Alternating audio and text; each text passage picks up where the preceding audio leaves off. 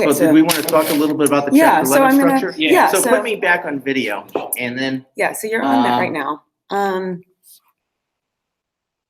and we'll figure out getting the link to you in a second. So Yeah, we're going to talk about a topic in bankruptcy, which is sort of an interesting one. It is starting to pop up in a couple of cases. I saw there was one ABI publication, American Bankruptcy Institute publication, that actually addressed this. And it's the question of what happens if you have a company that has issued tokens over a blockchain and they file bankruptcy. And how are the tokens treated, and how are the holders of these tokens treated? So we're looking at this in the context of a Chapter 11 case. And essentially the idea of a Chapter 11 bankruptcy inside the United States is you have a company and you are trying to reorganize it. You're trying to get it restructured. You're trying to deal with the debts in this very sort of structured and controlled way so that you can reduce the total debt load and allow the business to continue. And in doing this in U.S. bankruptcy, we use this kind of waterfall idea, which is that everybody who has an interest in the company or is owed money by the company, they get their share of whatever's available in a particular order.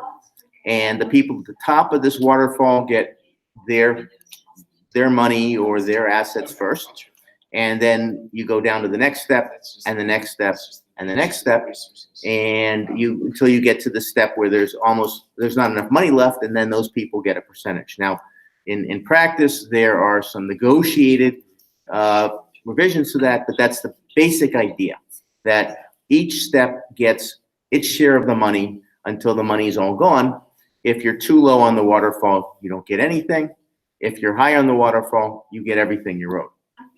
Now, so this raises a couple of questions about a token. Where on the waterfall are the holders of the token?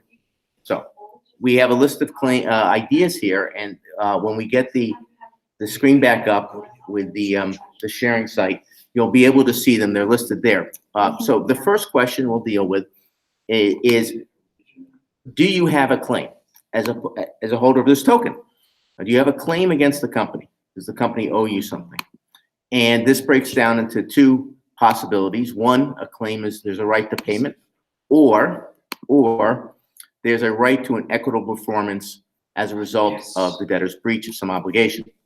So if you have either of those two conditions, then there is a claim. If neither of those conditions exist, then you do not have a claim against the bankruptcy estate, and you would just have a token, which, if there are other people out there who would like to acquire the token, or the token has some inherent use to it, then you could obviously sell it or make use of it. But otherwise, you would just have this claim. Okay. If you have a claim, what kind of claim do you have? And going down the waterfall, the first might be a secured claim. We call it a secured claim. And we may go into that.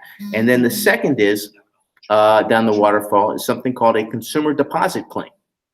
And to break that out a little bit, this is section 11 USC 507 A7 of the Bankruptcy Code. There's a number of conditions that have to be met in order to have a consumer deposit claim. So first, the holder of the token has to be an individual. They have to have provided a deposit of money, so that this token has to represent some deposit of money.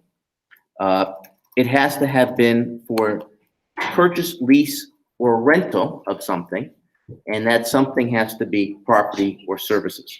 And finally, the property or services need to be for personal, family, or household use. So you have this list of sort of 5 and statements, and you have and conditions, and you have to satisfy all 5 of these conditions to have your consumer deposit claim. The claim itself is also limited to $2,850. So you would add that as a sort of separate side condition or limitation on that part of the claim.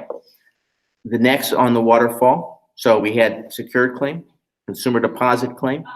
Next is unsecured claim, which will end up being, as you'll see, our catch-all. Next down is what's called a 510B subordinated claim. That's a claim that's an unsecured claim, but it is treated, it gets paid after the unsecured claims because of a statute called 11 USC section 510B.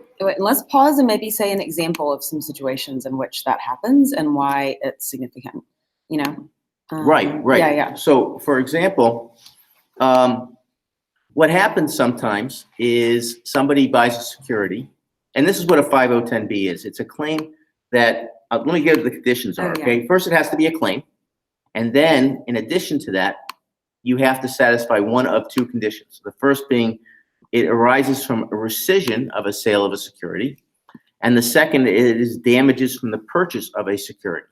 So let's say, theoretically, somebody's out there, they're starting a company, and they go out and they tell people, look, I want you to invest in my company. I'm going to give you stock in the company. And they go out and they sell a whole bunch of stock. And it turns out that they lied about whatever. I mean, they lied about the product, or they lied about the company's capitalization, or they just lied about something. So that gives these equity holders a claim for damages under the U.S. securities laws.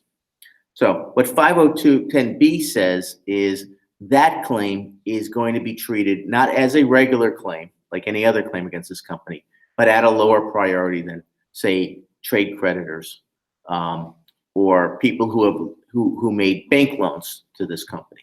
We're going to essentially sort of treat you like you are equity investors.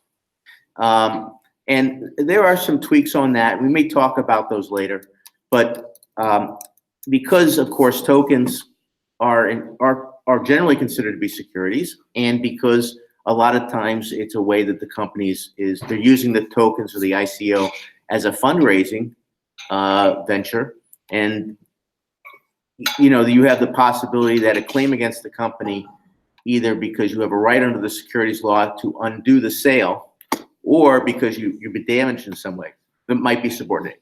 So secured claim, consumer deposit claim, unsecured claim, 510B, subordinated claim, and finally at the bottom of the waterfall are equity or ownership interests.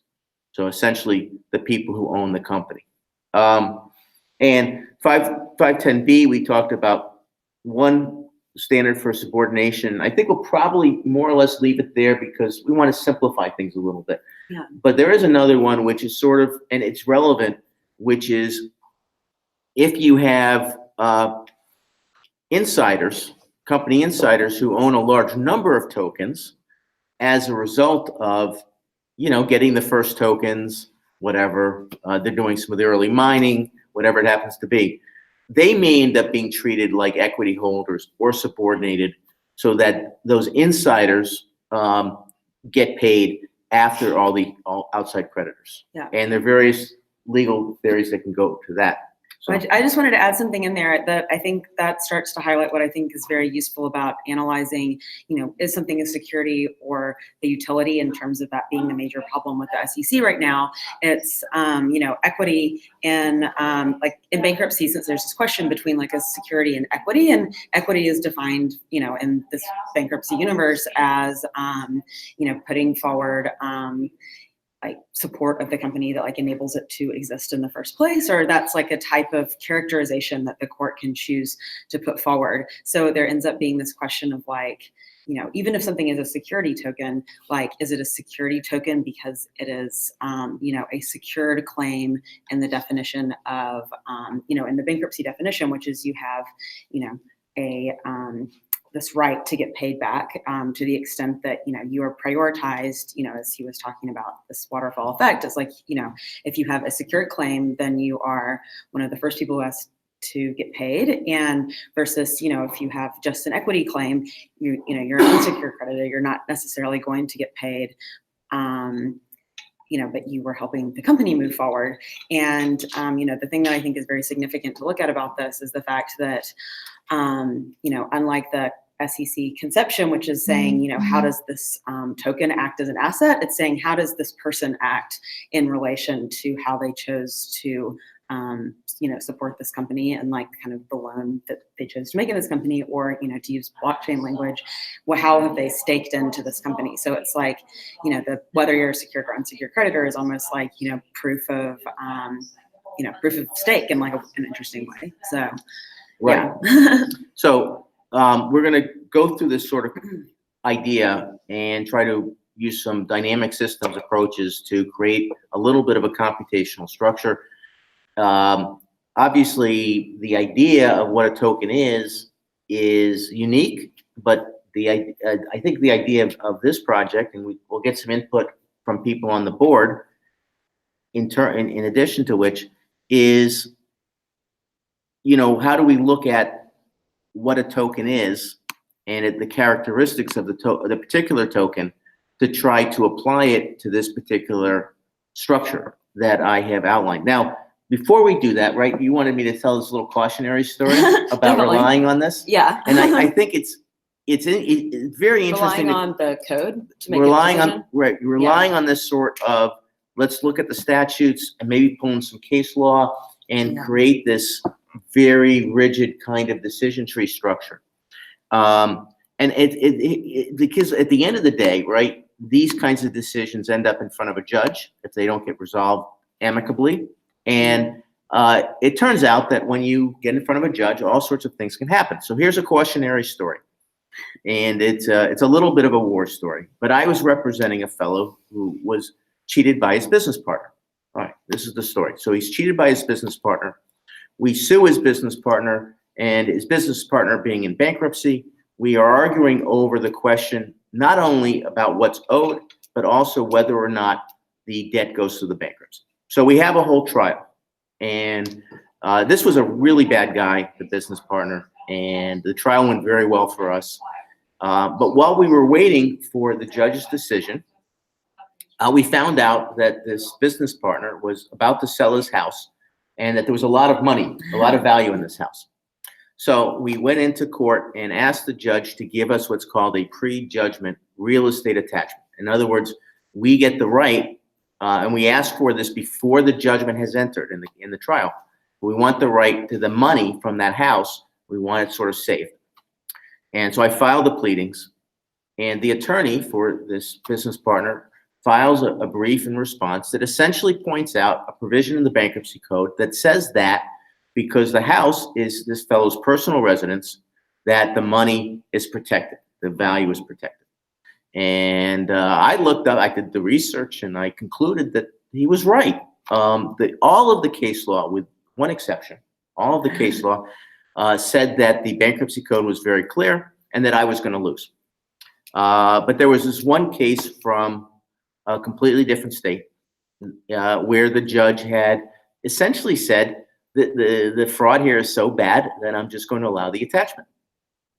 So I told the client, look, we can go through the analysis of, what the code says, what the facts are, how we apply it, and I can tell you we're going to lose. 99% we're going to lose.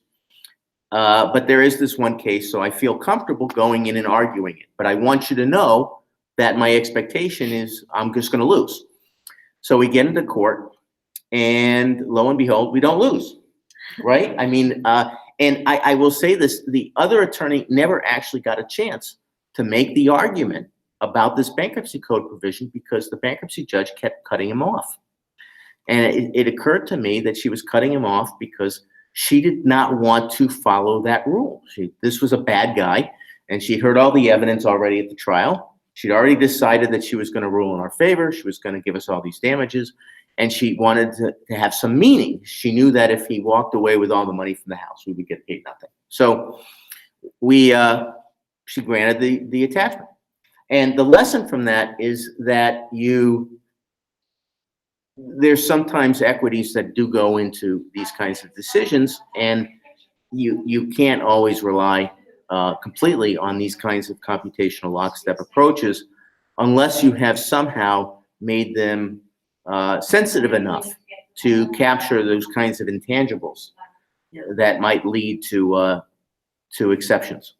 But having that, let's talk about dynamic systems. Yeah, well, I think that is, Oh, but before we do that, wait, we have more people who have raised their hands. Yay. So should we introduce them? Yeah, so I would love to, say All hi right, to everyone we who joined have- and hear who you are. We have Brendan Maher, who liked my story.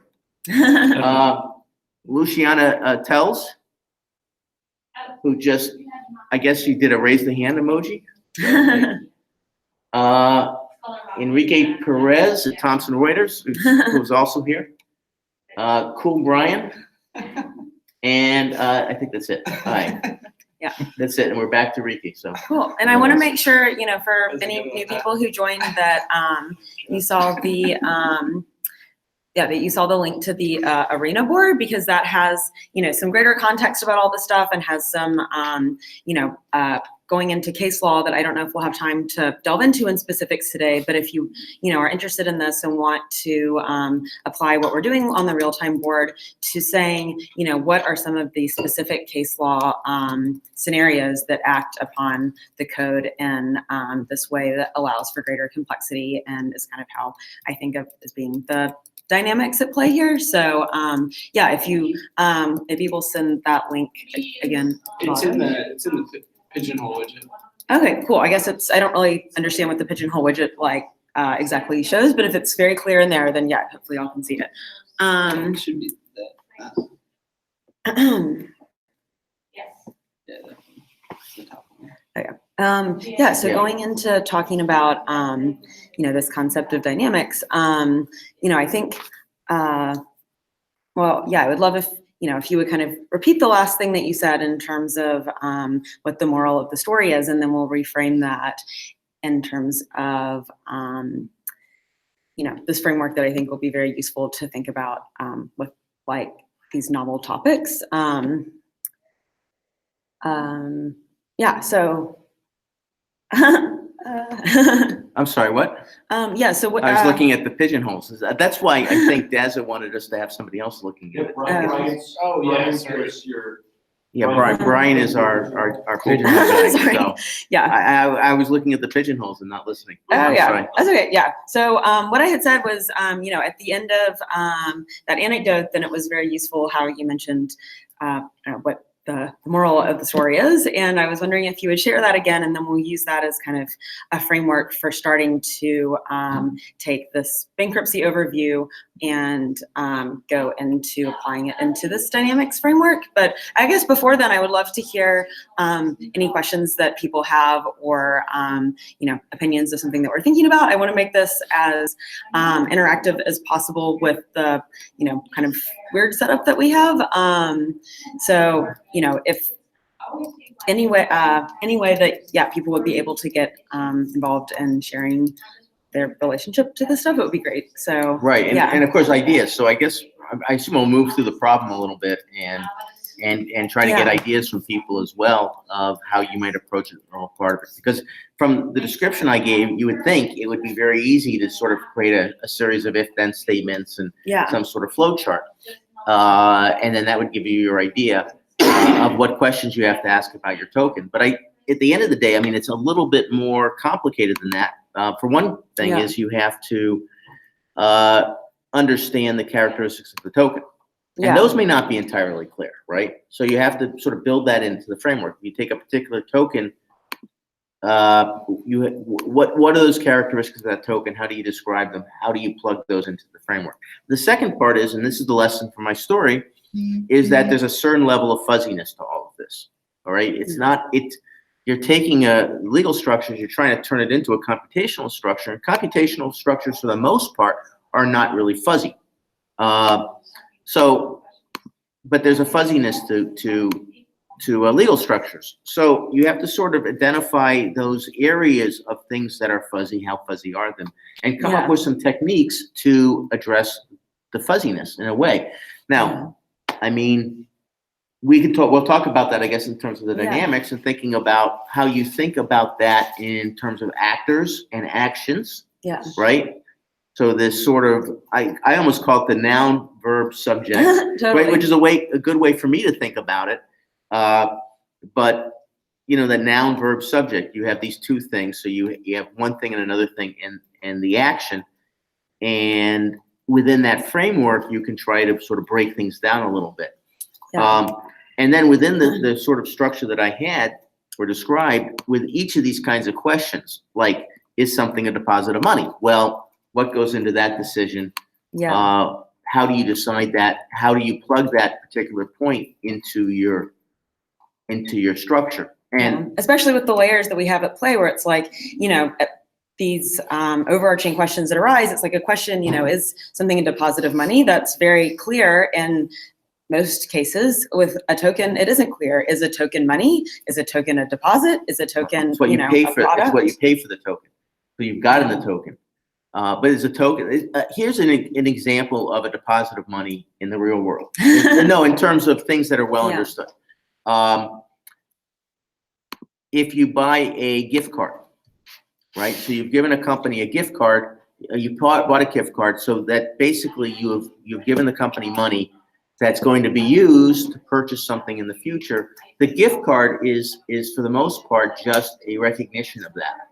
And so, for example, in a large company that has a lot of gift cards out there, files, what they'll often do is they will ask the court for permission to honor the gift cards. And the rationale is these are all just consumer deposits. They're going to get paid anyway. They're really high up on the waterfall. We're going to be making these payments, and it makes more sense to let us pay people, give people the value, perform, rather than just have them all file claims in the bankruptcy case. Yeah, and which is, I think there was some very clear examples from this in the Toys R Us bankruptcy, if anyone was following that, since it was, what was it? There was, I think, like things that people had on layaway or layaway is a perfect example. So could you, could you do like a brief intro about what happened with the Toys R Us case and what would have happened with layaway? Because I think this is a good thing to kind of spend a few minutes on because of the fact that, all these terms like secured creditor and unsecured creditor,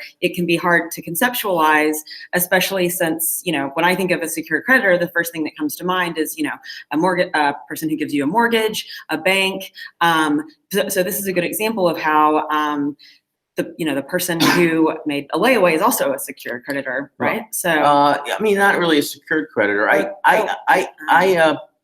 don't know actually what happened with the layaways in or just an example with all of these kind of bankruptcies that are happening at big box stores. Well, the thing with and I actually represent a creditor in Toys R Us. But one of the few actual.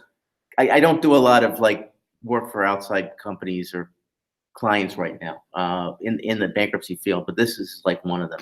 So, but I did not know that when I said this. By the way, Toys R Us is a very unusual case because they basically sort of failed. I mean, the whole idea of rerunning the company and opening it up failed, and there was so little value that they would not have enough money to pay the secured creditors, the people who did what are called debtor in possession loans, that lent them money for the bankruptcy process, and all the professionals. Yeah. So, and for the people who did work after the filing, and these are all people all the way up at the top of the waterfall. So, whether they had money for layaway payments, the layaway, they wouldn't have reached consumer deposits, frankly. And which is what this thing is referring to with the waterfall. Though when he says they wouldn't have reached it, it's referring to the fact that there's only so much money that is getting paid back to people. So it goes in a certain order of hierarchy based on as we mentioned, how much somebody has staked in. But this is one of the funny things about bankruptcy, where sometimes you upset the rules, because very often in a case like that, one of the first things that they do when they go into court, they file what they call first day orders. So they file a whole bunch of things that they want the court to deal with literally in the first week and a half of the case. And one of them is permission to do certain things the way they always do it. And so, for example, if you had a lot of clients with products on layaways, the last thing you want to do is have people showing up with their last payment and not getting their stuff. Because if you do that, nobody will come to your store. Those people are not going to come for the next thing. Yeah, right? and you need them to come back because you need to keep getting that money from consumers to be able to pay off the other creditors. Right. You need to keep the doors open. So if you cheat all your customers, suddenly the customers don't show up; they go elsewhere. And it's very common that they'll get permission from the bankruptcy court to honor the layaway plans. They'll get permission to honor gift cards. Payroll that might be due is another example. They'll get permission to make the payroll. So they do all these things. And there's a little bit of fuzzing of the rules on that. but it's such a practical thing. And in the overall scope of the money involved, these are usually very small numbers. Yeah. Okay. So, but I really do want to emphasize the point about, this friction between, the rules are laid out in a certain way that enables a particular type of fuzziness. And the type of fuzziness that it enables is for each individual situation to adjust in a practical way to, number one, like enable, payment to keep flowing in, into the business, even if that means adjusting the priority in a way that, might be unusual. As he mentioned, it's the business needs to keep proceeding normally. And sometimes the business proceeding normally is, in conjunction with the bankruptcy code proceeding normally, and sometimes it's not. And the bankruptcy code is very useful for this codified fuzzy space. Yeah. So that makes some sense. Yeah. And again, that particular problem is one that could end up in tokens. And I think the example there would be one of the companies that does an ICO, and they tell you that if you have a token, you'll be able to use it to purchase some value of their services when they finally launch. So they might have some product that's going to cost you, $1,000 or $5,000, but if you have that token, it's going to allow you to have $1,000 off. And what they may do in a Chapter 11 case is go in and say, you know what, Your Honor, it doesn't matter what kind of claim these people have. They're our customers, right? Yeah. We want to launch this. We want to have the product. If we don't treat these people the way they expect to be treated, they will not participate in our goods and services. Yeah. And we might as well shut up our doors now. So if we want to stay open, we have to treat this particular cohort right, because we need them to come in and buy that product even at a discount. We just need the trade. So that's another sort of thing. Do you want to explain a little bit about dynamic systems? Yeah, so I think that leads into it very perfectly because of the fact that, this question of, we want to treat these different categories, they're called classes, in the parlance of bankruptcy. So it's we want to treat these different categories of people, right. So it's called, comparative advantage is, I guess, a way to think about this, where it's we want to make sure that, as many people are getting paid as much money as they could be, based on the amount of, faith that they put into this company, and, the degree to which, the priority of who would be paid first in that situation changes. I think that is what is really useful to think about in terms of, dynamics. So going to the real-time board, actually, yeah. Does anyone have any comments or thoughts about that?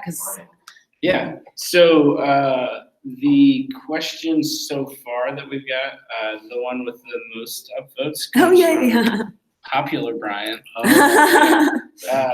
And his question is, does this discussion kind of generally apply across only cryptocurrencies, or does it also work with other tokenized assets?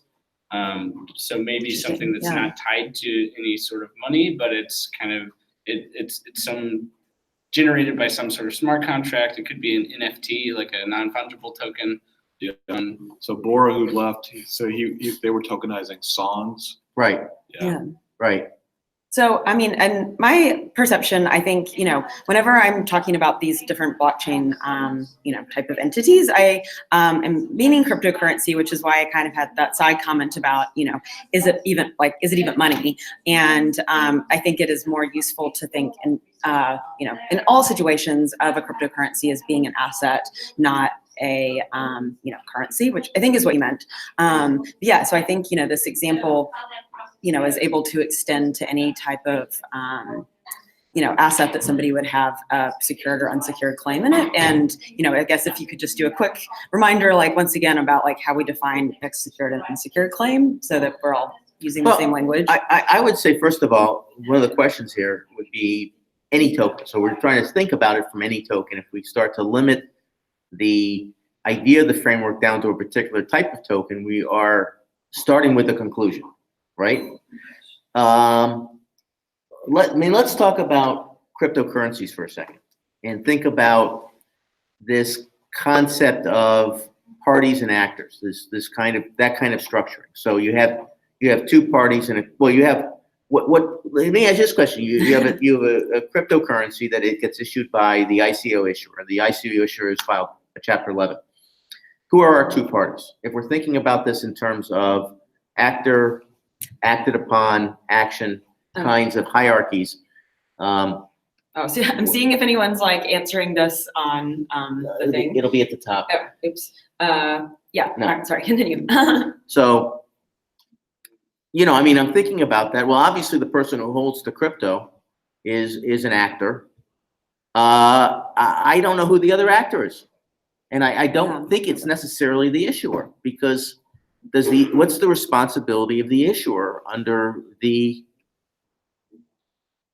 under the crypto? I mean, I guess it depends on the crypto. And I would love to put, that's an example of a question that we would, right. I'm So like weirdly squatting over here. Let's say, where I can see let's say, for example, and that'd be the question. Who's the other party and what's the action? And I think you have to answer it almost on a crypto by crypto basis, because they come in different flavors. I mean, if you were talking about a Bitcoin, of course, I don't know how, Bitcoin issuer goes bankrupt because it's so distributed. Yeah. But let's say you had something sort of like that. You have one actor, you have the holder. And so you don't have another side of the transaction. And if you go to the question of, is there a claim, right?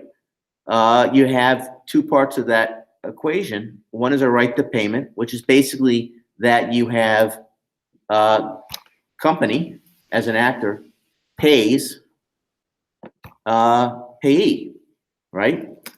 So you could sort of document like that. You have to you could say as and there may be other ways of sort of structuring it, but you may be able to sort of structure a descriptor as debtor being the company that filed, debtor pays, and then payee, the party that's entitled to payment.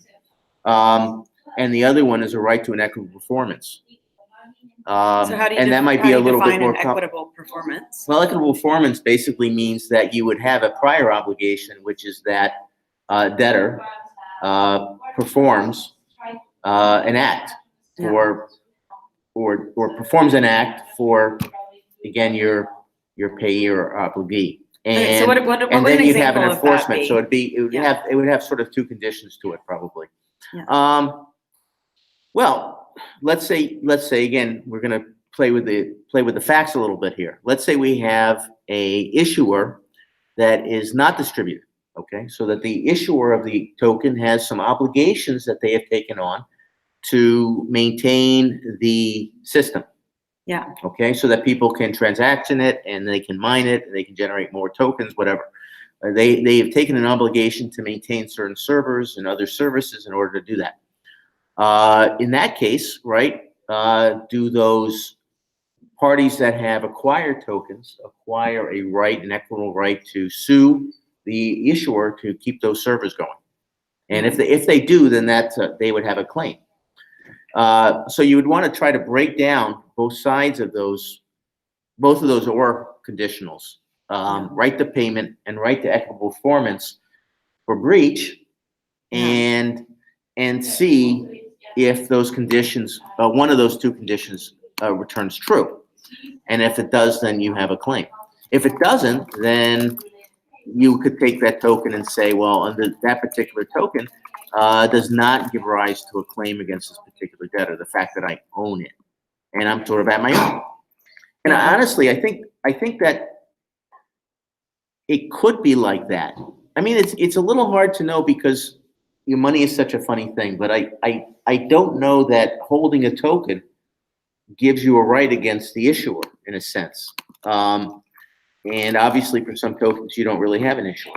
Yeah. Can you go into what you mean by that a little more? Well, let's take a step back. I'm going to give you sort of looking at this from a sort of traditional viewpoint. If you had a promissory note, right? Promissory note has an issuer of the note. It has a holder of the note. The holder has a right to payment under that promissory note. Yeah. Right, that's pretty clear. That's a claim. That's Yeah. pretty black letter. Now, anybody can issue a note to anybody else, a promissory note to anybody else. And you can, if you satisfy the conditions of what's called the Negotiable Instruments law, that note can be passed around. So you have somebody who issued it, and then other people can pass that around. They can sell it to each other. They can, in theory, although we don't do this anymore, but they can, in theory, No worries. use that as currency, right? So instead of paying, if you wanted to buy, say, a chicken, you would give somebody, and you were holding a note from individual X, you would give that note to the person who has the chicken. The person who has the chicken gives you the chicken, then they have the note. And if person X is reliable enough in terms of payment, then that would be, you wouldn't have a discount. So you could literally use that as currency. Now, there was a point, and I think most people are probably aware of this, where banks started issuing those notes, and we ended up calling that money, right? So banks would issue out the note, and people would use that note as currency. And eventually they could, if they wanted to, they could go back to the bank and the bank would give them cash. But they generally didn't. So those notes would float around in society being used as cash. And that's what became currency. And it wasn't until you got well into the 1700s, early 1800s, that you started getting governments issuing this without the right to go back to the government. Yeah. So I mean, essentially, that's where currency came from. It was these promissory notes where you had an issuer. So would you consider a token to be analogous to a promissory note? Because that comes back to remember our overarching question: is it an asset? Is it a promise? Yeah. I mean, it's an interesting question. I don't know the answer to that. I mean, even if you look, and I'm not sure that this is the case, but you pull $1 out of your pocket if you've got $1, and you may still have a line, and that says it can be used as lawful tender. So there was certainly a period of time when the U.S. government promised that if you walked in with $1 to a central bank, that they would give you gold. Well, there's certainly one period of time when they promised they would do that, and they would hold gold reserves. And most countries were like that, and they would hold gold reserves to make sure that if enough people wandered in. Does it still say something like that? It says this note is legal tender. Oh yeah. So here Legal it is. tender for all debts, public and private. Legal tender for all debts, public and private, which basically is a way of saying that I don't think the U.S. government will give you gold anymore or give you any other kinds of goods. But if you owe money to the federal government, they will, with the exception of pennies, which I understand they get very persnickety about still, but they will let you use that dollar to pay that debt. So at the very least, there's a backing for the dollar bills. It's not just floating out there as some sort of useless piece of paper that people have sort of adapted as foreign currency. Yeah. Now, but let me just say this. So this is really the interesting part. When you go back and back and back before the promissory notes and all of that stuff, you did have things that were out there, and some of them, frankly, didn't have a lot of real use to them. Some of them had decorative use, but other than that, they didn't have any real use, and people would use them as currency. Yeah. So, I mean, gold being the obvious one. I mean, it was a useless thing except to make jewelry out of, and pretty objects, but it got used as tender. And salt, which, really was only used for flavoring and preserving food, but it was used for a long period of time as currency. So we've almost, with ICOs and crypto, gone back to that, where you have this thing, which is basically just a ledger item, and it has no inherent value or usage. Well, for some things, I think that's what was being asked, because that could be true for cryptocurrencies, but for non-fungible tokens, that might be different. For stable coins, that also might be different. Well, yeah, right. So if somebody has accepted to you, we'll take that token and either let you have a discount, or we'll give you some money for it, or we'll trade it for something else. Then it has that. It has that. But other than a currency value. It's almost going back. It's almost going back to the beginning in a way. And it's obviously a very interesting sort of phenomenon. I mean, could you speak to how that might be different with stable coins? And, you know, You know more about stablecoins than I do, Oh, yeah. frankly, I think. well, okay. I will have to think more about my own answer to that. And if anyone wants to get in on the comments, because, Yeah, you know, I think that what, could be what very does somebody cool. think, if we're talking about stable coins, what do people think might be a characteristic of stable coins that would take it out of, that would bring it into the quality of being a claim or giving rise to a claim? Do you mean by stablecoin? I'm not entirely Okay. sure. I am not going to veer I- into that, but I would love to. My understanding is a stable coin is linked to some currency. In other words, it's not supposed to float. So it acts the same way as, this is probably, I'm sure somebody has a better like definition than me, but you know, off the top of my head, and I know that this has contingencies, it's essentially a coin that's able to act like, it has basically the equivalent of the gold standard. I don't know what the term for, you know, a currency that is backed by the gold standard is, but that's essentially how a stable coin acts. So Gold standard, I think, but I don't think there yeah. are any anymore.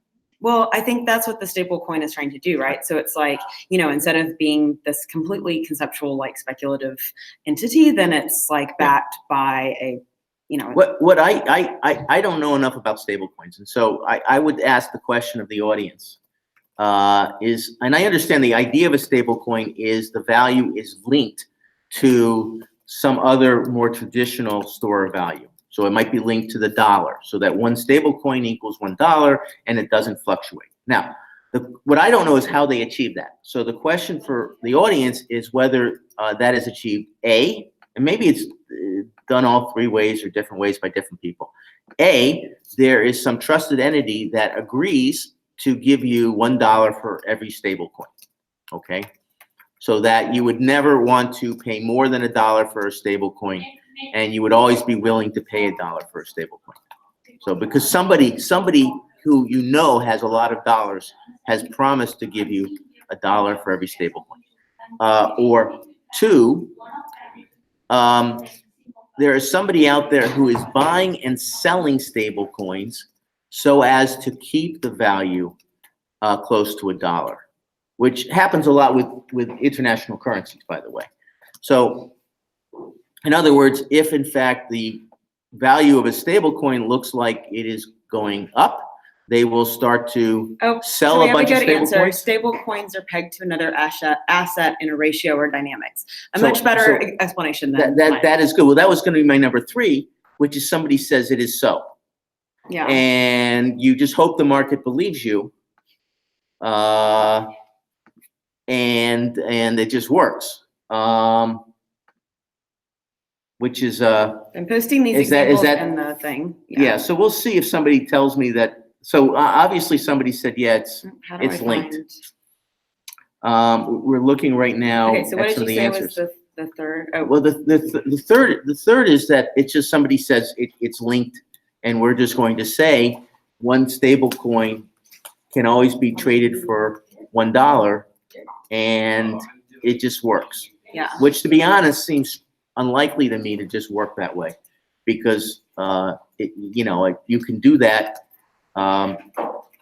and maybe it ends up being true, and maybe it doesn't end up being true. You don't seem to have a mechanism there to make sure it is true, unless you have somebody who's adding or removing stable coins from your monetary supply. That is where blockchain is able to come in and be very useful with verification that is in fact true. And but it's all about whether if people are trading this stuff, and you can always get an imbalance.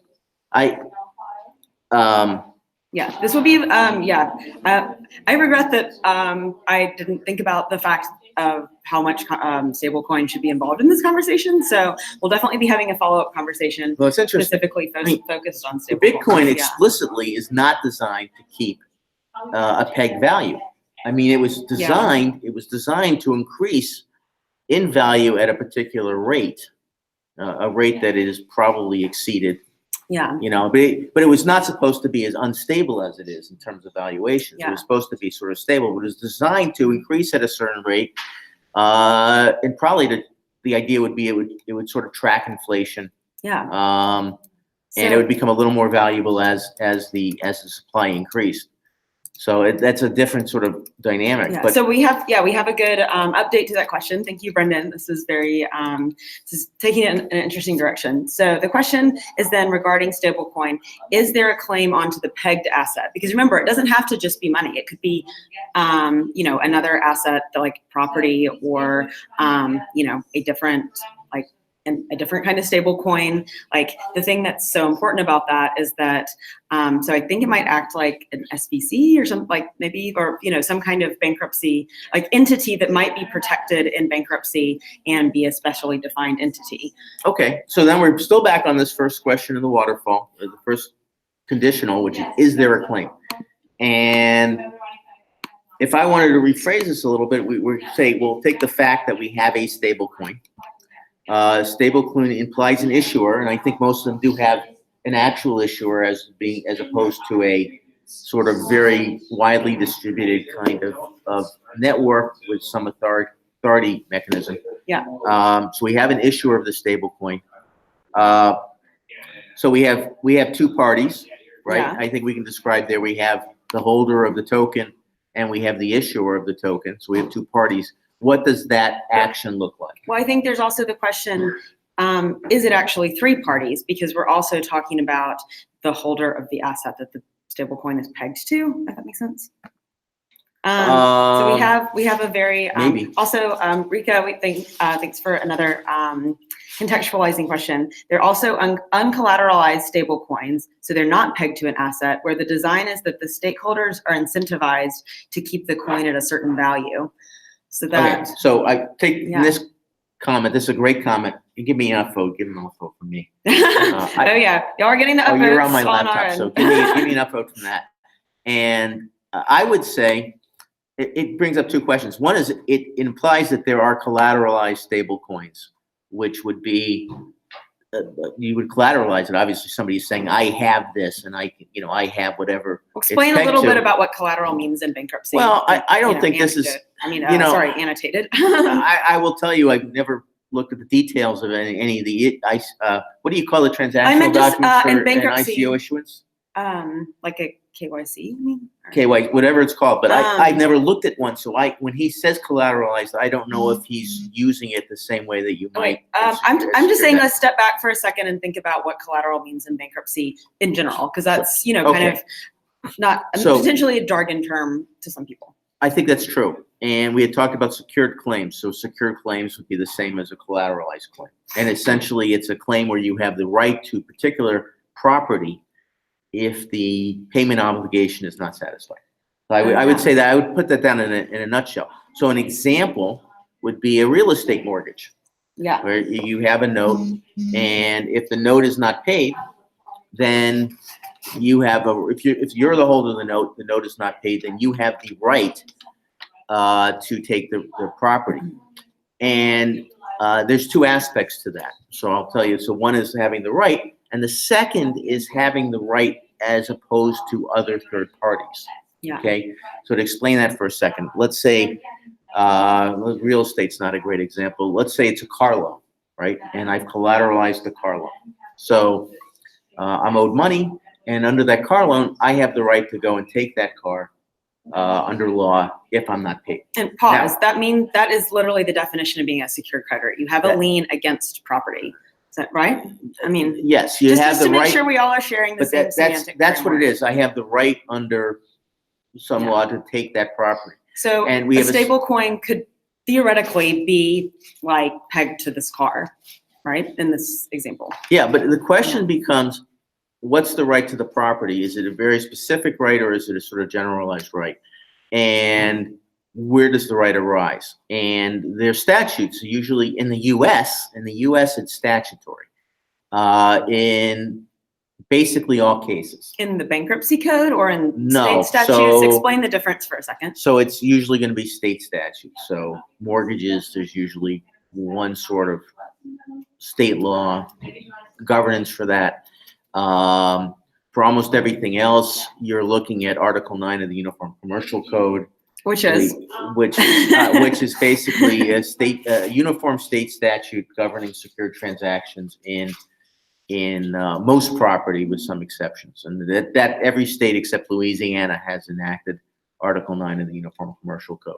So, and so, yeah, just and to, Louisiana has something else based on French law, and I don't know exactly what it is. oh yeah, so I can't definitely tell. not going to go into that right now. Right. So that's but I mean, if you want to put it down in a nutshell, and it is a little more complicated than that, but basically that's what a secured claim is. It's a right to the specific property, and it has to also be, and this is a sort of important question. It's something we call, there's two concepts to it. One is attachment, and one is perfection. So to get back, the overarching idea is you have a right to payment, you have a right to some property if you don't get paid, and then you want to have attachment and perfection. So attachment is that your right to get the property has become legally viable, is a way of describing it. Okay, and there's certain conditions within the various statutes that govern attachment. Perfection is the more important one in this concept. Perfection is basically that if there's a dispute over who gets that property between you and somebody else, you win. You have taken certain steps so that you win. And going back to the example of the car, let's say you had this car loan and it's attached and perfected against the car, and somebody else who's owed some money goes to the debtor and says, give me that car instead of paying me, and the debtor gives him the car. Okay, if you have that secured, if you're that secured creditor, you win as against that car. You can go get the car still. You don't lose to the other creditor, assuming you're perfected. Yeah. So let's okay. So let's tie that into the stablecoins example. And somebody made a really great comment that I think could inform your answer. So Brian says, so a stablecoin bankruptcy would be exactly like a bank bankruptcy. That's a really interesting question, and there's a really simple answer to it. It's not even close. Yeah. So for two reasons. One is that there are a lot of rules that specifically apply to bank bankruptcies, and they are not stuff that I've studied in depth, and frankly, but I very much doubt they would apply to a stablecoin bankruptcy. Okay, so Now, but when there, if there was because they're yeah. definitional. I mean, they're definitional, and they'll go to specific parts of the banking industry and the federal statutes that apply to banks and also and so forth and so on, and they probably wouldn't apply. The second is, well, let's say there might be some parallels. If you got past the fact that we have specific statutes that govern a bank bankruptcy that are very specific and very complex, if you got past that, it's hard to imagine that it would be exactly like a bank bankruptcy. Maybe there are parallels. Okay, so I accidentally facilitated a tangent. Going back to Well, I don't think you did. Okay, I don't think you did. Yeah, And drawing that back into Yeah, this collateral. I don't think you did, because you get into this question of, again, think about how you would set out these obligations. This question, if you had a stable coin, these sort of pairs of actor, act, and acted upon, and how you would write that out. And then you might look at that and say, you know what? That looks just like a bank. You know, that looks just like a bank. So what is that analogy useful, or does that end up being like a falsely useful analogy because of the fact that bank bankruptcies are governed by all of these complex laws? I think it's falsely analogous. Yeah, so that's why it's tempting. And here's the other thing too. Well, think about well, first of all, banks don't issue coins anymore. I mean, other than the Federal Reserve Bank and other, at least not in the U.S. And there might be other countries where banks, non-central banks, are still doing it. I mean, I think in most European countries, it's being done by central banks. And I don't know. I mean, that's a whole different realm, going central bank insolvency. So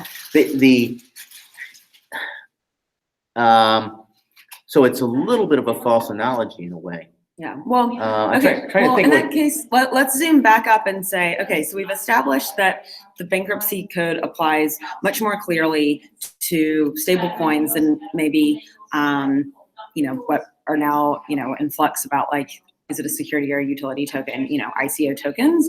And so Can I go back to the other one? Yeah. I mean, I just was saying, because obviously people will think about this. There are things that banks do issue that Yeah. might be similar. Treasury checks, for example, yeah, would be an example, right? And for people who don't know what a treasury check is, it's basically an instrument, an IOU that's issued by the bank, so that people purchase. So if you have, you owe somebody $1,000, you might go to the bank, you give the bank $1,000, the bank issues a treasury check for $1,000, and then you can pass that around to people, and then they can go back to the bank, and the bank will give them $1,000. So a treasury check operates a little bit like that. I think the kicker is that that our financial and bankruptcy system have built into the process things to protect people who hold instruments like that, because they only work, at least in that world, they only work if they are very low risk. So you have specific protections that are built into the system to protect against stuff like that.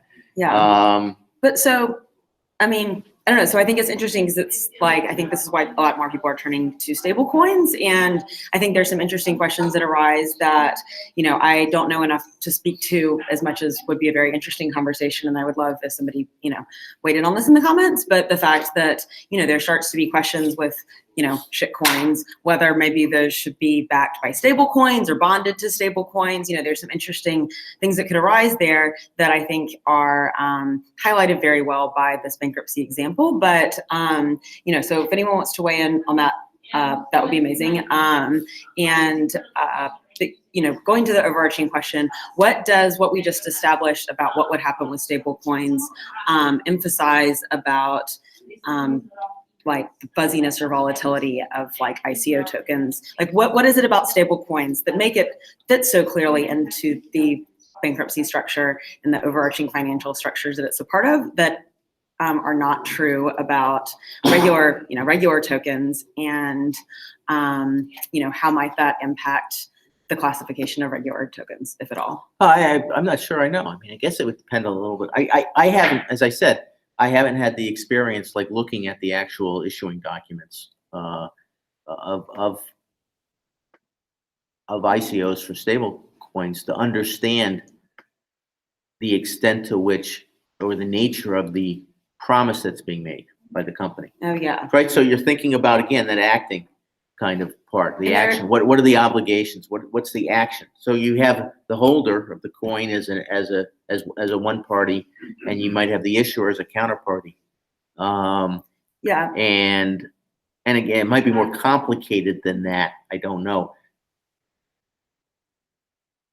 But what's that intermediate action look like? What's the obligation scope look like? And then I think once you start to define that out, you can start to draw parallels. Yeah. So I think, and I know that the name is escaping me, but I know that there is about to be a stablecoin bankruptcy coming up, like a company that, had, if anyone remembers, yeah, definitely comment. There's, it's like they had a ton of funding and they just weren't different enough from or they had maybe, oh no, it was an SEC problem. Do you know what I'm talking about? It was, I'll share it in the arena if anyone is interested after. I do want to draw back for a second. Rika had a really good question. Could you restate briefly and as concretely as possible the desired output of the session? I have some difficulty following the train of thought. Yeah, I am so sorry about that. It's challenging because we had this, mapping whiteboard thing that, I hoped would go better in terms of, connecting all of us from disparate perspectives. And it's also kind of challenging when when we can't see you guys, because it is, kind of an interactive discussion. So I am so sorry that it's been jumping around. I guess once we figured out how to look at the comments, then we have been working those in a less linear fashion than intended. So yeah, thank you for your patience, and hopefully it is progressing in a kind of sensical way. A brief statement about what we're hoping to go over with this is just to highlight, since it didn't really work out to be mapping on the board,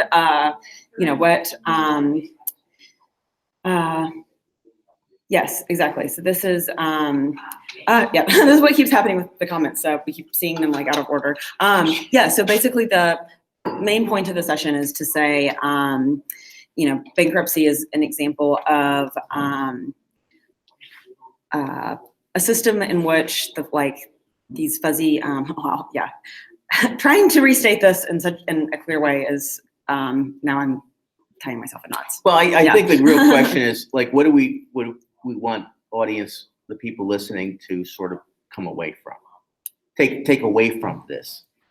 Yeah, so I think the answer there, going back to our overarching question, how would token holders be classified or paid out in a bankruptcy? And, just starting to form an answer to that question that I think can inform, an understanding of the difference between, ICO cryptocurrencies, stable coins, tokenized non-fungible assets, and these different classes that are starting to arise, is the beginning of a longer discussion that I think is a very rich framework for looking at kind of cryptocurrencies in general. So it's kind of going through an exercise of using the framework of, within a system where definitions are very clearly defined, actors are very clearly defined, and a hierarchy of how staking into the system, in terms of, having a secure claim, like how that hierarchy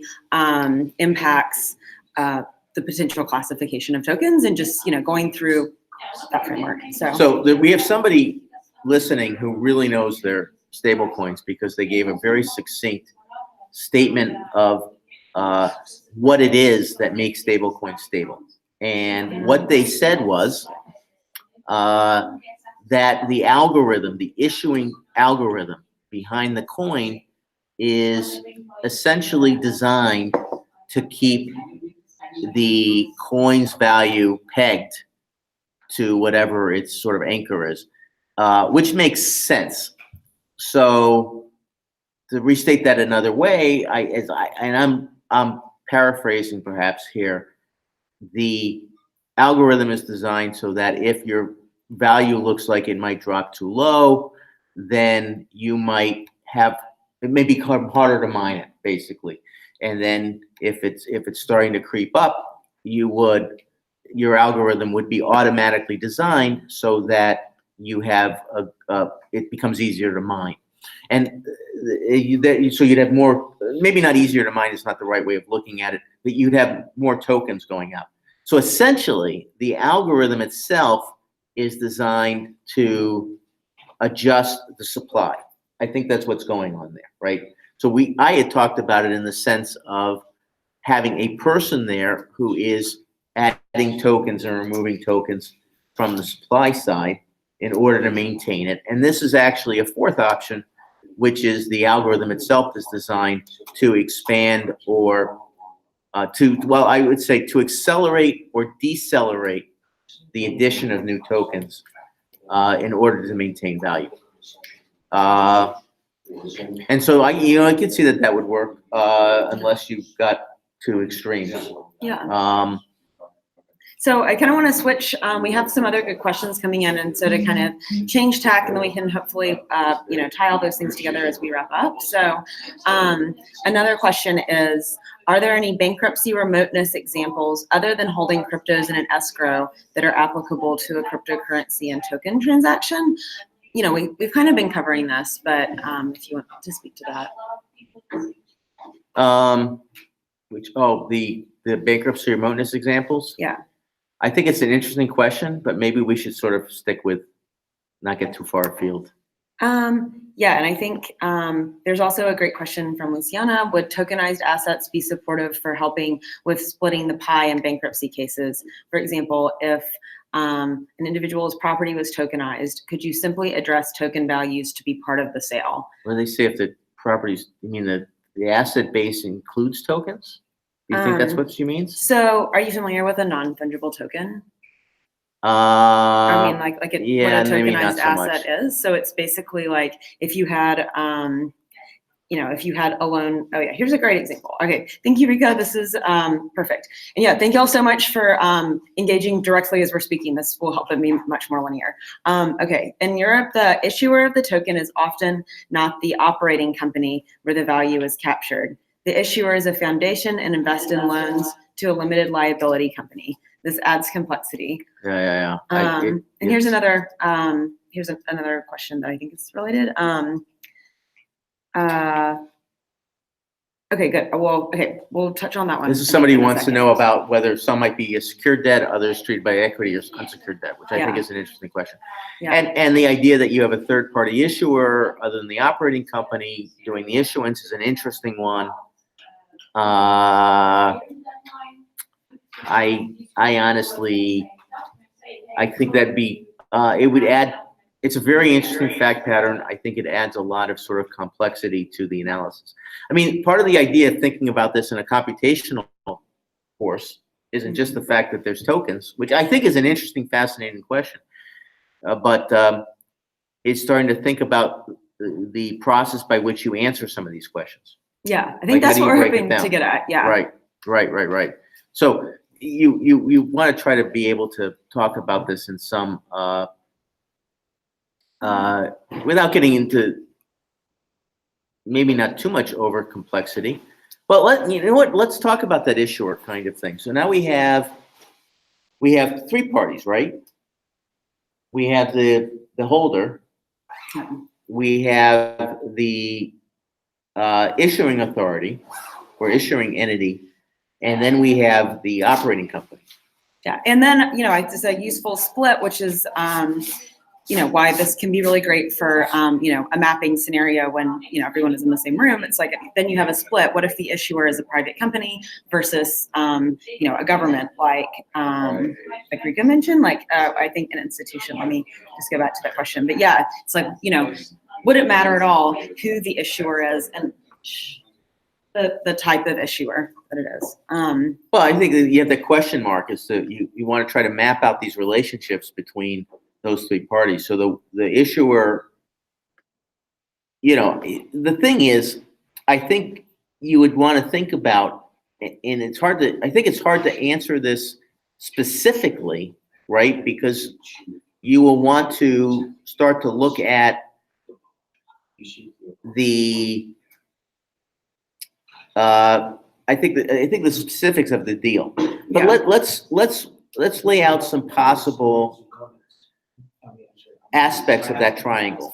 Okay. Okay, so- So let's take first the issuer holder aspect. Okay. So one option might be there is no relationship, no obligations on the part of the issuer to the holder, token holder. Yeah. The second might be that you have So what are these? There are three with classes? three parties. So think parties, and one is the token holder. The token holder. I'd almost do Issuer. like a little circle with the names so we can draw lines. Okay.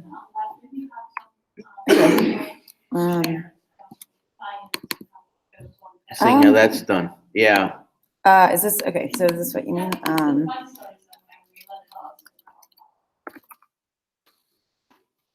I don't know. But so anyway, she's working on that. So let's say we have three. We have the token holder, a little bit of a triangle. Token holder, issuer, operating company. So what are some of the possible relationships between the token holder and the issuer? So one option is none. Okay. Another one may be a maintenance obligation. So the issuer may have maintained some obligation to maintain services or some governance function, and that might map out. Okay.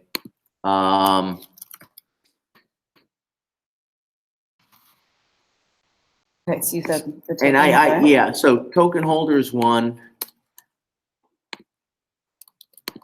So Issuer. maybe some people on the board might have some other ones, thoughts about what those kinds of action items might be between the two. So maintain a system, maintain authority, nothing. Your token holder and your issuer, this is going to depend upon what it is. It may be a right to profits. Okay, what does the token holder get with respect to the issuer? And what are the obligations of the issuer with respect to the token holder? So one might be, as I said, a right to profits, which is what you'd find often if you had an equity security, right? You have a right to the profits, a right to dividends, and so forth. Another one might be a redemption right. I don't think anybody issues Yeah. tokens with redemption rights, but maybe there's one in there. Yeah. Right to transfer. Well, the issuer, that wouldn't be with No, the not the issuer. issuer, the token holder. Right, well, we're talking about with third parties. So between token holders, there might be a right of transferability. I think that's pretty much definitional, right, with a Yeah. token. Right.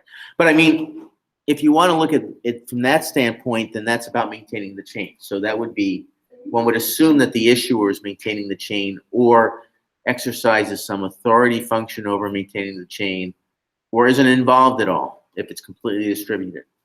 So, but transferability is a function of the chain. Yeah. And by the way, we're gonna, I realized it's easier just with how this format is if we go through and make this flow chart after, and we'll share it with the class materials. Okay. So And, yeah. and again, people might, what I encourage people to do is to chime in if you can view one of these kinds of action connections between the parties, because when we can do that, then we can start to fit in obligations, right? Yeah. You can take those two-party chains with an action in the middle, and you can start to link them up into sort of our structural format for the laws that are involved, and this can lead you to the insights as to what actually is going on and how it gets treated legally. So another one with the token holder and the issuer might be a right to a discount or a right to a product or service, right? You're talking about one of those. What do you call those when you have that? You can trade right the token to, in. You have the right to transfer the token back to the operating company, and you get a product or a service. The utility token, right? Oh, I mean, supposedly, yeah. Right. Okay. So that would be between the token holder and the operating company. Again, you might have a right to a service or a right to a product, okay, or a discount on that. And between the operating company and the issuer, an obligation to maintain transferability, I would think, right? The issuer will maintain or facilitate transfers to the operating company, because that's, again, if you had a utility token, that's sort of a key aspect of that relationship that the blockchain continues to maintain and operate. And identification. Okay, so in other words, so that the operating company may need to know, in a sense, who's holding the tokens.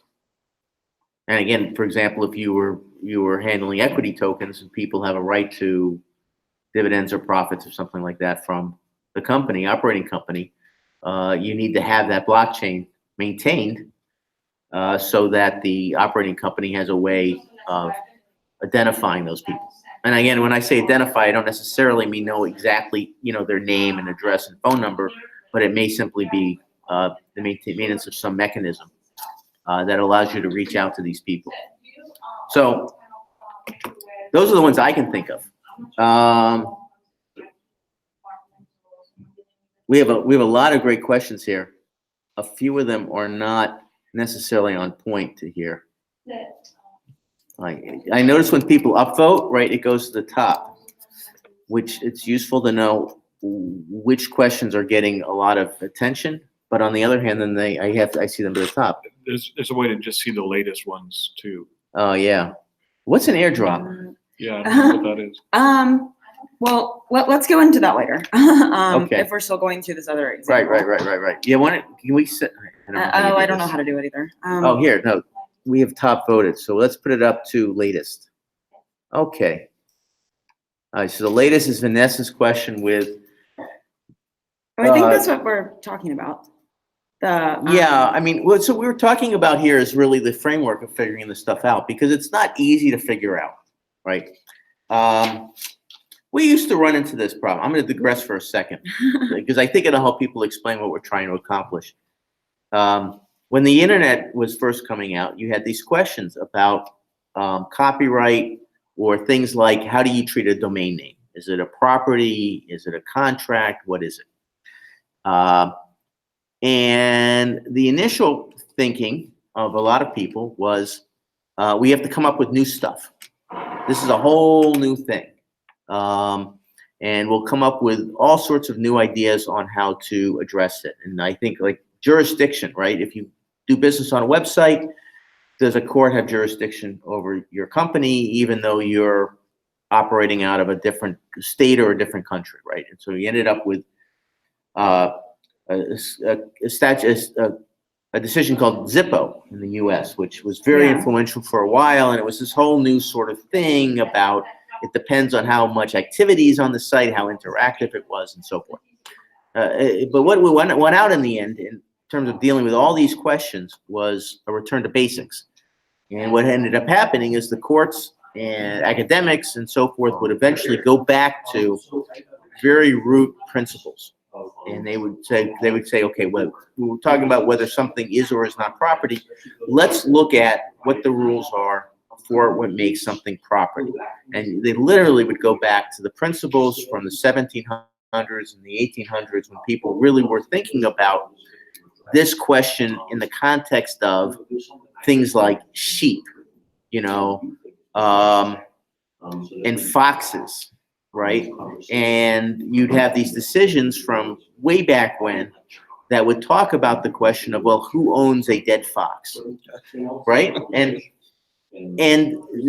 from those cases came certain ideas about how we treat property and ownership. And what they found was, you could take those same ideas and you can apply them to things like domain names and websites and so forth, and you get pretty usable answers.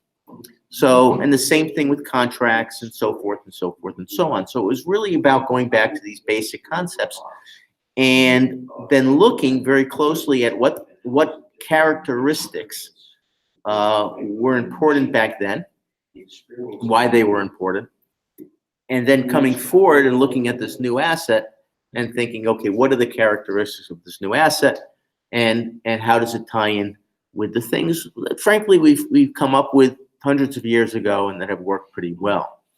And this framework tends to deliver fairly good results. Not necessarily always, but it tends to deliver very good results. And so what we're trying to do with this is break it down. We can break down these kinds of rule structures, but then you get into the question, right? And I think it's a very good one with tokens, is how does it fit in? So you want to be able to go back and look at that idea of a token and what it actually means. And that's what we mean by dynamics design, by the way. This like dynamics designs is, yeah, this it's about process the, of drawing back to, you know, the kind of foundational principles that we're talking about, and you know, abstracting just enough to say, you know, this isn't a, like, it's not necessarily about, you know, blockchain or a newfangled technology. It's just goes back to these basic questions of, like, you know, power and money flowing between who are the people. parties? Who are the parties, and what are the actions? What are they actually doing? And that allows you to, I mean, so we're using this very specific framework of looking at parties and the relationship between the parties, and sort of building up as possible a graph for any particular asset. So you end up at the end of the day not talking about my computer came unplugged. Oh, That it's is okay. going It's to, over here. it's going to die though. Here. I'm just taking a second to make sure my computer's plugged in, because it's old, and it's old like me, and the battery's low. So Yeah. the idea is, it's one thing to go and say, well, we have a utility token, or we have a stable coin, or whatever we have, and think about it at an abstract level. What we're trying to do is to break it down into a description of the relationships between the parties. Yes. And then once you do that, you can start to fit that into legal constructs. And then once it's fitted very clearly into legal constructs, it's fitted into a contractual framework that's able to be ported directly into a machine readable framework, so that then you can translate these real life scenarios into the legal framework required to actually represent it in code and have kind of this digital governance. Yeah, I mean, Yeah. you absolutely could do that, and I think that can be very useful. And you can start to fit it into, and I would call this maybe semi-computational, where at least the structure is automated and you may be reaching out to other sort of information sources, like it just may be a person with plugging in some of the holes. So that in doing the analysis, you're not doing the whole thing from scratch, but you're asking very specific questions about the product, and one that fit into the statutory schema. And then you can go back and say, okay, does it have this characteristic or not? So for example, we might look and say, does the issuing authority? Oh wait, we have a question now that. Okay. Oh yeah. Okay. We'll get to that question very soon. The tokenized assets are held We'll under get a to it after trust we finish saying this part. or disposal of the assets of a bankrupt charity. Oh yeah. Well, let's talk about that in a second, so we're not going all over the place. Right. So what was the point you were making? Let's go back to our particular token. So let's look at the issuer versus the token holder in our triangle that we had talked about.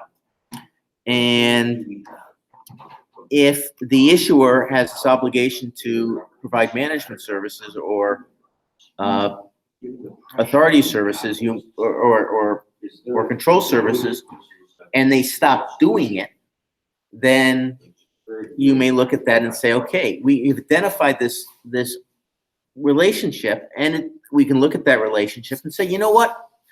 That may be a contractual relationship. Yeah. We know what a contract is.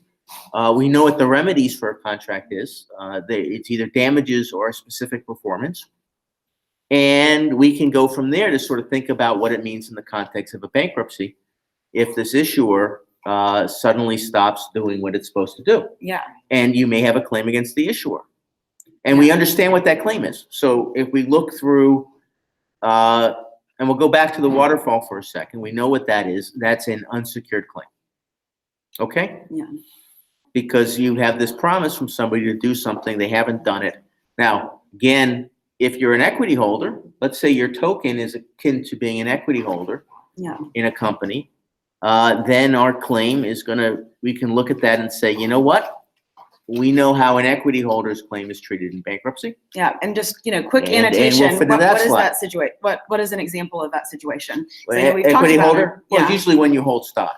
So how would that apply in a book? I know most coins are not labeled that way as being equity related, right? Yeah, but they could be with recharacterization, for example. So what would be an example of where you think a coin might end up being like an equity? Well, let's say you look at the coin's characteristics and you're looking at the relationship again between the issuer, operating company, and the token holder.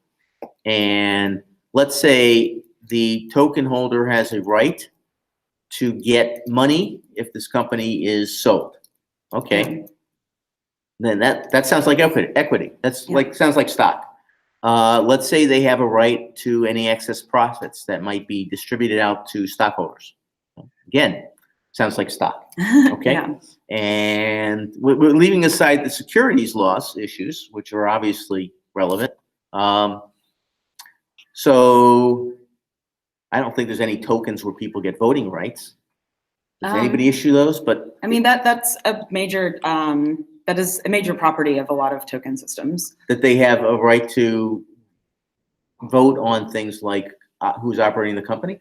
Totally. That is Really? That's kind of the function of DAOs. So I don't know if, So, right, so that's a follow-up discussion that's interesting is. That sounds like an equity interest. Yeah. That sounds like an equity interest. So again, you get into the specifics of things, but you can look at those sort of characteristics. Now, to actually answer the question of what that relationship is between the two parties, you need to look at very specific things, and that's where the lawyer comes into it. Yeah.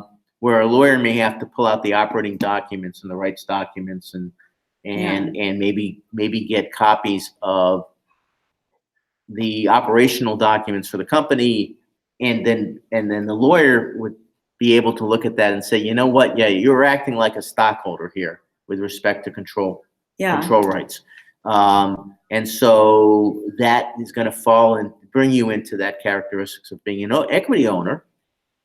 And then in a bankruptcy, it's very likely that you're going to end up subordinated behind all these levels as a result of holding your tokens. And just elaborate quickly, because I think that's one of the very foundational points that's useful for thinking in this framework. Just to draw back to what we were talking about at the beginning with the waterfall and the reasons that people are subordinated and why the central question is such a big deal. Right. So just describe where the money goes. Describe briefly why being an equity holder would cause one to be subordinated. Well, because that's what the code says. Yeah, but everyone might not understand, might not know what the code says. I understand that, but I mean, that's it is a function. It's a basic function of corporate law. So again, there's a number of things that tie into it. And we don't necessarily need to go into those, but just knowing that that's another kind of dimension of complexity. It's a dimension of complexity, but I think it's well understood. I mean, again, it's one of those kinds of questions where you're never really, if somebody like owns stock, like they are again, tokens aside, they literally hold common stock of a company. Yeah. You're not going to find somebody arguing in a court that they get paid before the trade creditors. Yeah. This is a well enough established principle that you're not going to argue about it. The roots of it go back into corporate law primarily, but they are reflected in the bankruptcy code. Yeah, and the thing, one thing that's so great about what we're able to do now with having, if we, this is kind of where my work lies, if we create, smart enough contracts, smart contracts, Ricardian contracts that are able to control for complexity and control for, this wide range of inputs and still have, a trusted output that, these variables are actually being, all considered, then you don't necessarily have to have a lawyer who's expert in, this particular jurisdiction and this type of corporate law and, all these possible bankruptcy, all of the different things that have to be considered with bankruptcy, since, we've talked about securities, tax, like all of these different areas of law that, you would need an entire legal team to have an expert in each of those. So, one reason that it's incredibly valuable to be looking in this bankruptcy framework is that it can provide, potential mechanisms for computationally encoding and, automating as many parts of this process as possible, like into the smart contracts themselves. So I think that's pretty cool. I would love now to go to the question that caused us to pause away from for a second before. A really interesting question from Dennis of Dennis Mutagi. Yes. I don't think we've been introduced to. Oh yeah. So hi. Hi, Dennis. So he says, would you be glad, I'd be glad to hear your views on bankruptcy cases where tokenized assets are held under a trust or disposal of the assets to a bankrupt charity. Of a bankruptcy charity. So yeah. Are you talking about where the bankrupt is the issuer or company that it's issued on behalf of, or that the company is holding them? And I don't know whether Dennis can actually respond to Dennis, that. If you hear us, that might answer. I'm not, yeah, it's a little hard. So, and he looks to be asking for two, right? Where the tokenized assets, the token. So in other words, you've got tokens and they're linked to an asset, particular asset? Somebody else asked something about bankruptcy remote entities before too. Yeah, so that could be, let's come back. If those two questions combine conceptually in an elegant way for you, let's. Well, the trust is usually, putting assets. So for those of you who do not know what a bankruptcy remote entity is, I'm going to give you the high level description of what it is. Yeah. So if you have particular assets that for one reason or another, you do not want to be affected by bankruptcy processes, you put it into a separate entity. Is that like an SPC? Yes, special purpose entity.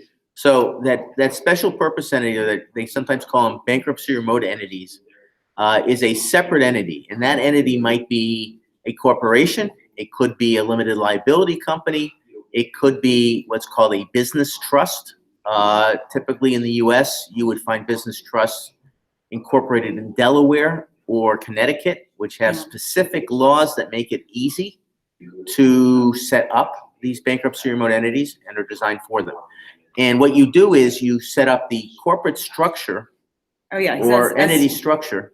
Yeah, SVP or DST. Special purpose vehicle. Yeah, that's what I was. And I'm not sure what DST is. So you set up the structure of these entities in such a way as to make it very difficult for them to end up in bankruptcy. So, for example, business trusts, and specifically, well, this is, you get a little careful, but if you are a state law trust, state law created trust, including Connecticut trust or a Delaware trust, you cannot fit into the definition of an entity that is qualified to be a debtor under U.S. bankruptcy law. So why? It's just how the statutes are written. What do you think is their intent to being? Well, what are they trying to avoid? The intention was that it's primarily jurisdictional and constitutional in scope. Right. Somebody says Delaware statutory trust. So again, the idea really was to keep probate trusts and trust people set up for their kids and so forth from being covered. But put it this way, it's definitional. The bankruptcy code has a very specific definition of what kinds of persons, and persons is a defined term, what kind of persons can file bankruptcy. And so there are certain kinds of... What does the term mean? Persons? Yeah, why would they use that specific term? I don't know. I don't have that code in front of me. I mean, we could go through this at length, but it's basically Section 101 of the Bankruptcy Code, and you can look up the definition of person, and there's a specific definition of the term corporation, and so an entity is a defined term. So all these things are defined, and only a person can file for bankruptcy. And state law trusts, with some exceptions, do not qualify as a person. So that's one way. Another way people do it is they may write something into the corporate charter prohibiting the company from filing bankruptcy.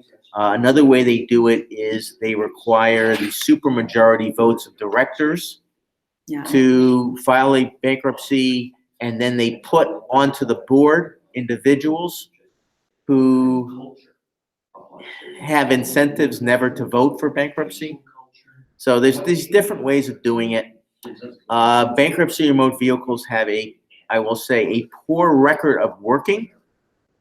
For those of you who are interested in the topic, there are also all sorts of mechanisms that can be used to get them into a bankruptcy anyway. And the number of cases where it has worked are outweighed by the number of cases where it has not worked. But still. So what are some of, an overview of some of the situations where they might work and not work? Well, so there's one case that was decided where what happened is the directors had a blocking vote. So what the other directors did is they went out to the creditors. And they had the creditors file involuntary bankruptcy against the corporation. So the corporation ended up in bankruptcy anyway. Usually what happens is the bankruptcy courts just ignore the separateness of the entity. And there was a very large real estate investment trust case that involved thousands of these things. And that's what the court did in that circumstance. So they tend to only work when all the parties involved want them to work. And that does tend to be the case sometimes. So, and that's really interesting to think back on, this example you started with, where, this code is very specifically laid out. It has, constraints and contingencies put on it by case law, and yet when there is this desire by, the majority of the parties for it to work out a certain way, it still can end up working out that way, whether that was, you know, in this situation where it works for everyone sometimes to have there be this like separate, you know, separate asset store, or it can be in a situation where somebody is, you know, getting away with an unfair outcome and the code is applied that way. And I think there was one case I remember reading about. Again, I don't remember the citations of these things, but just these are fact patterns that have come up, where a law firm advised its client to rely upon a bankruptcy remote entity in doing a loan, and they took a security interest not against the assets in the bankruptcy remote entity, but against the equity in the bankruptcy remote entity. So the idea would be that the bankruptcy would not affect this asset pool, and the creditor would then control it because they would have the equity. They would end up with the equity in it. And the bankruptcy court basically just said, you know what, these are really, the operating company and this bankruptcy remote entity are really the same organization. They merged them together, and the secured creditor basically lost its asset. Yeah. And I will say the law firm, I think, got sued for malpractice. So because the traditional approach is when you're doing that is you do belt and suspenders. You get a security interest in the asset itself, and you get a security interest in the equity of the bankruptcy remote entity. Now, there are reasons why sometimes that does not work, but or people don't do that. But well, let's talk about how that might apply to bankruptcy. Well, and we have, you know, tokens, like 5 more minutes. with tokens, and maybe people can tie into this. So the thing with tokens, if you're securitizing the token, the question then becomes, have you really securitized it against the asset? So I can see why people might want to put the assets into this bankruptcy remote entity, a trust or some other sort of separate entity. And by assets, you mean like ICO tokens? I don't know what they're putting in. Coins, No, I'm guessing it's not the coins themselves. I'm guessing it's something to back up the coins. Yeah. Again, I guess there may be collateralized coins. Yeah. Are there? Do you know? I mean, People, somebody should tell me, because honestly, I don't know. That's definitely possible. I mean, that would be a function of both non-fungible tokens and stable coins that someone could achieve if they were if they were intentionally using these mechanisms to protect themselves, you know? So.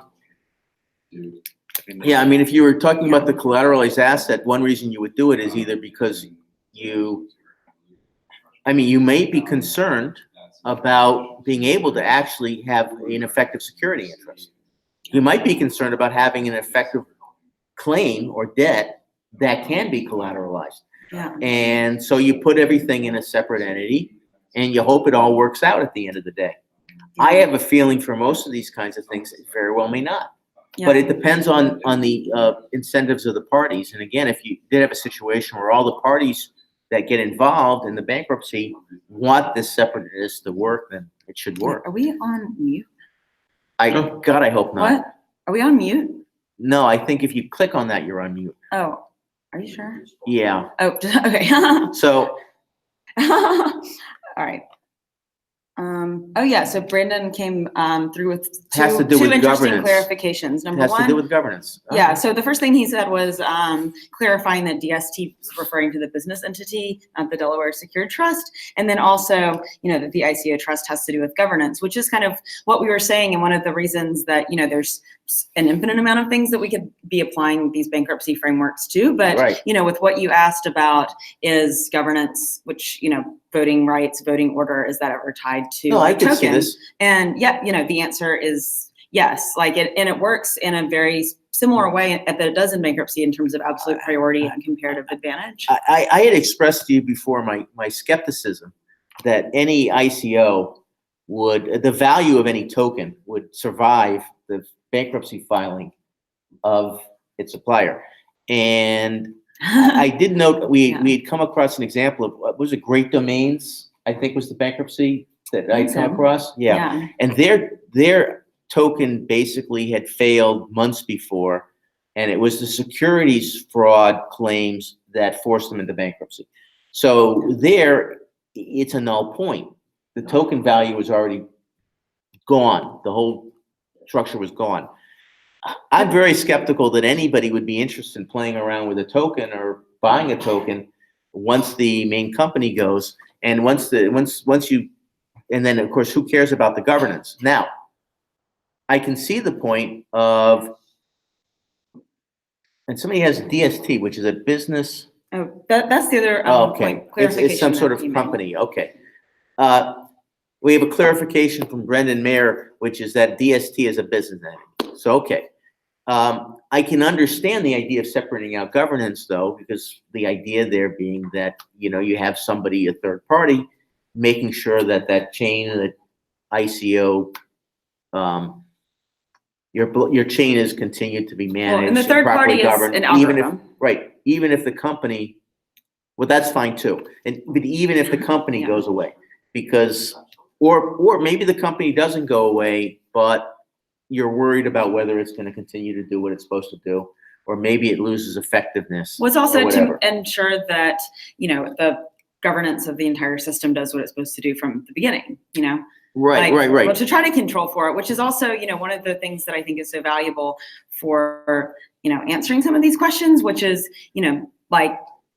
we have moved into a new phase where ICOs, companies who are choosing to do an ICO can look at the mistakes of past companies and protect themselves by building in, utilizing some of these mechanisms, like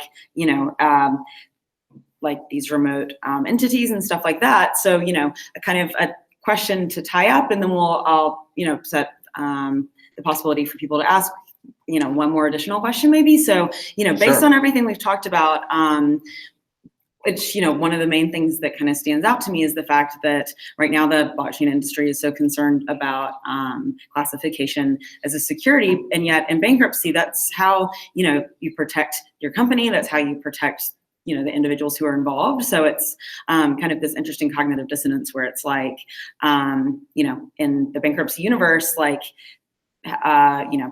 something being a security conveys,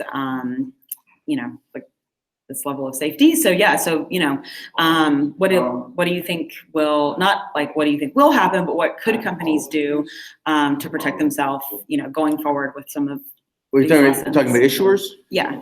Well, I'm not saying anything because I don't know. I mean, I'm not saying anything that most of the people I think listening who are in the blockchain universe don't already know, because I'm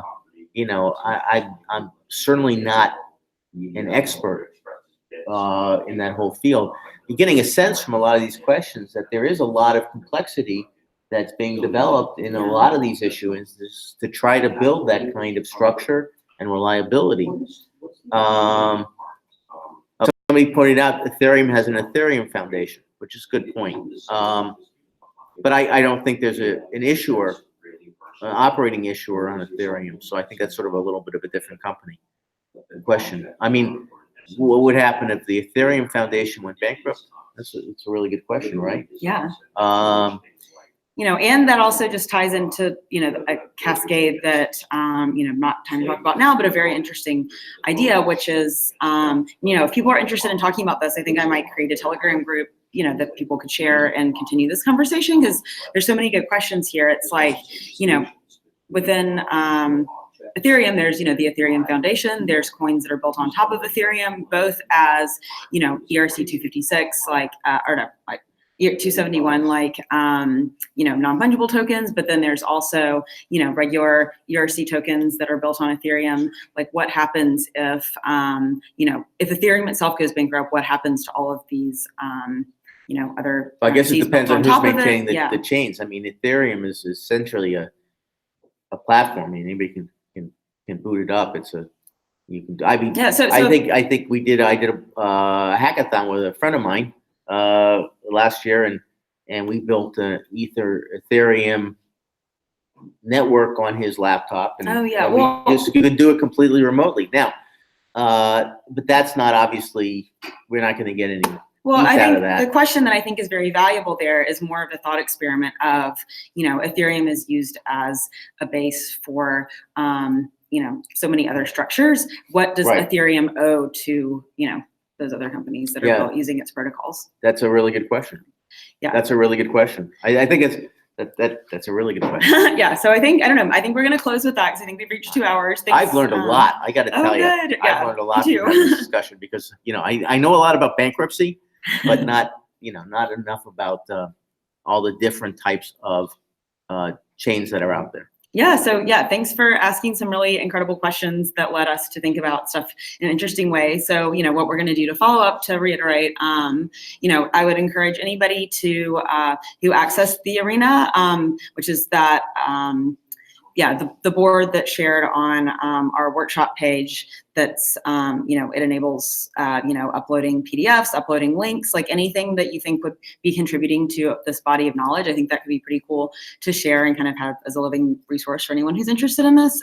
Similarly, within that, there's a link to the real-time board that we're going to take a lot of the questions and subjects that we talked about during this talk and actually map out some of them, so we have that to share with y'all by the end of today. But that's also collaborative to a certain extent, where if you add comments on there about things that you would want us to add, it doesn't let people, every person, collaborate because you have to pay for each individual person. But what we'll do is you can access that board, you can comment it, and we'll take your suggestions into account. So that's the real-time board. That's a mind mapping board that's linked on the arena, which is linked on our workshop page. And similarly, I would love to continue this discussion in some format, such as Telegram. So we'll share all of those links in our kind of wrap-up thing that apparently is happening at the end of today. So yeah, thanks so much for listening and participating. This has been really interesting. So Thank you very much. yeah, and I think there was one more comment. I'm just trying to look at what it is. It's just good, great. Brett didn't like what we did.